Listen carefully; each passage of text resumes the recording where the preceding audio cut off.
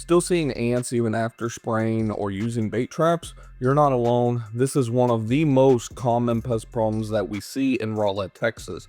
I'm Griffin Thomas with Preferred Pest Management, and today I'm breaking down exactly why ants are so hard to get rid of and what you need to do to kick them out for good. Here's the thing, ants don't just live where you see them. Most of their colony is hidden deep inside walls, under your foundation, and even in your yard. We've seen giant craters from researchers that show these things can be yards wide and yards into the ground. Killing a few visible ants that you see with some generic sprays from the store, that's like cutting the tip off of an iceberg. The real problem, like we said, is underground. Most Rowlett homeowners, including myself before I got into the industry, tried DIY ant control first.